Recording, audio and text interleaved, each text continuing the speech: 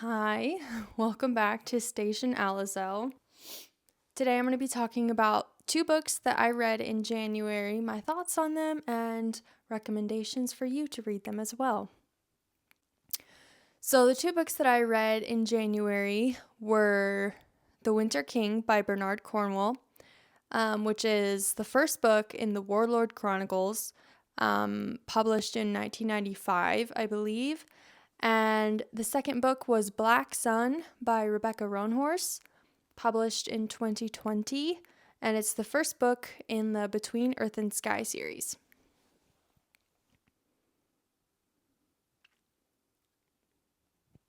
The Winter King has a rating on Goodreads at 4.26 stars average, and it has over 50,000 ratings. And the book description reads, Uther, the High King, has died, leaving the infant Mordred as his only heir. His uncle, the loyal and gifted warlord Arthur, now rules as caretaker for a country which has fallen into chaos. Threats emerge from within the British kingdoms, while vicious Saxon armies stand ready to invade. As he struggles to unite Britain and hold back the enemy at the gates, Arthur is embroiled in a doomed romance with beautiful Guinevere.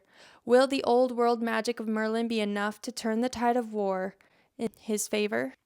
So this book is set in a post-Roman Britain, and we follow the events of the rise of Arthur through the perspective of his sworn man, Derval Cadern.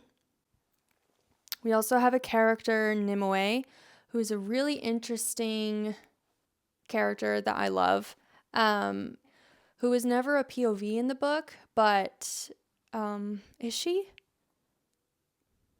I can't remember. She isn't really a POV towards the end. So Nimue is a fantastic character through whom we get to explore druidism and learn to understand Merlin's quest to find the treasures of Britain. And the druids, their goal is to restore Britain to the powers of the old gods. So this book discusses a lot of Christianity versus druidism. There's a lot of rivalry between the Christians and the druids. And I guess people who are atheist, I suppose.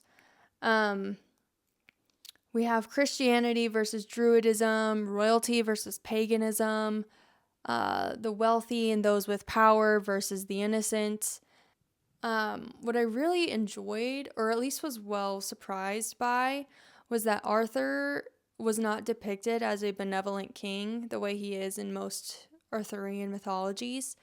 He was depicted as a bold leader with major failures of judgment.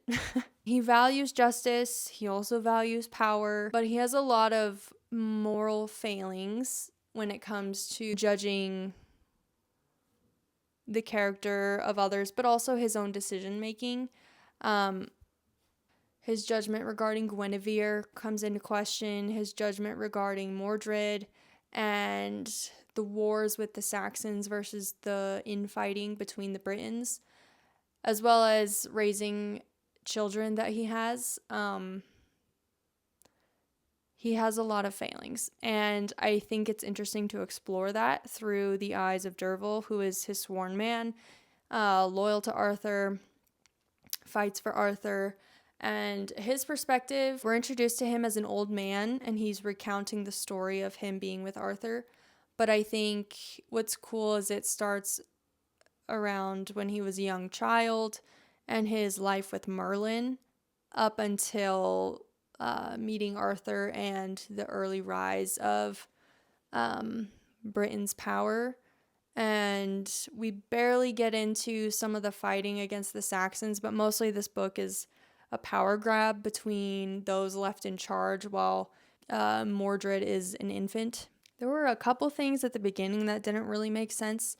I feel like there was a couple things with judgment errors that characters made regarding Mordred and their oaths to protect him. Just some interesting points of discussion. The tags for this Like genre tags would be historical fiction, medieval fiction, historical fantasy, and Arthurian mythology, of course. Trigger warnings, there's definitely some graphic violence. It's not frequent enough, as in Game of Thrones, but it does kind of surprise you every once in a while. Up until the war violence, which is a little more understandable and makes sense because there's a lot of war chapters. There is some essay, and there is glimpses on the topic of child abuse, but I don't think there was enough to be nearly as disturbing as what you can find in Game of Thrones. And I do compare this to Game of Thrones because they were written at the same time. They're about medieval history. The tone, I guess, is similar in some ways. I mean, it's a lot about fighting and politics, but also this one is tries to be more historically accurate, more realistic. I mean, druidism seems magical, but it's not really about magic because it was a religion. And so it's hard to say that that's anything that makes it fantastical. So it kind of explores it from a religious perspective, which I think was really interesting. And overall, I rated it 4 out of 5 stars. So the second book that I finished this January was Black Sun by Rebecca Roanhorse. It has 4.17 stars on Goodreads with over 50,000 ratings. And it came out in 2020. I actually started reading this last year in February, but I was in the middle of my Game of Thrones series read through, and so it felt super weird to jump from medieval fantasy and dragons and sorcery jumping into Mesoamerican fantastical history. So I DNF'd it last year, a soft DNF, until I was ready to read it again. And so last time I only made it 13% of the way through and just knew I needed to wait until I had more interest in this kind of storytelling. And I'm really glad that I did because I loved this book. Our main characters are Shiala, a bi-sea captain with untapped power. She's a very cool character. Hers is my favorite POV in the story. Next, we have Serapio, who is a blind young man with dark secrets and a dark future. And then our third POV is Narampa, who is a young, naive woman with big ideals and waning power. So the three of them have really interesting storylines that are all, 2 of them are connected throughout the first book, and then they kind of merge towards the end.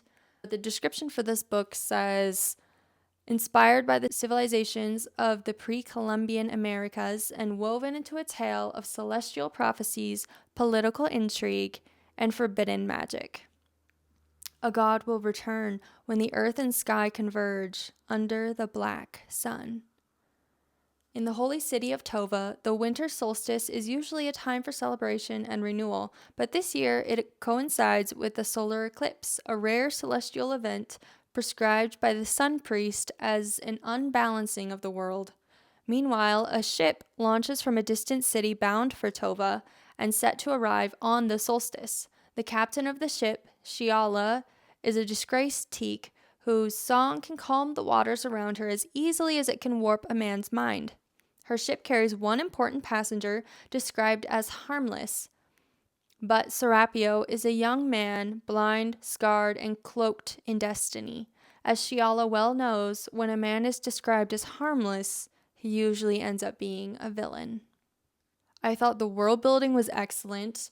Rebecca really did her research on culture and history of many different peoples of Mesoamerica and did a really wonderful job of bringing different cultures together and kind of showcasing the tribalism between different groups, the politics between upper and lower class. Obviously, there's touches on misogyny for women at the time. Same with The Winter King. Both of those books touched on the roles of women versus men. Black Sun does have a few non-binary characters as well. Pretty much the story is told over the span of 20 days with a few flashbacks to the past. Once the plot really got moving, I feel like the pacing of this book was really well done. It was really intriguing and the characters were engaging. It was a quick read. So I'm really excited to read the next 2 books in the trilogy. The trigger warnings for this, there is some graphic violence. It does kind of touch on child abuse. And then there is some SA. The tags are fantasy, sci-fi, LGBT, indigenous, historical fiction. And I gave this book 5 out of 5 stars. So if you're looking for some recommendations for historical fantasy, historical fiction, set in completely different settings, one in post-Roman Britain or pre-colonization Americas, these 2 books are really great. And I think they're different enough for different readers, but also if you just enjoy the genre in general, I think you'd like both of these. Yeah, I highly recommend them both. Right now I'm currently reading Babylonia by Costanza Cassetti. That book is the 800s BC in Babylonia and Assyria. And so that's another really fun historical fiction that I'm reading right now. And I'll hopefully finish it within the next few days. So that will be part of my February wrap up. So look forward to that. Anyways, thank you for being here. Hopefully you find books interesting or music or movies. That's what I like talking about. It's a lot of what I spend my time engaging with. So yeah, thank you for being here and I'll see you next time.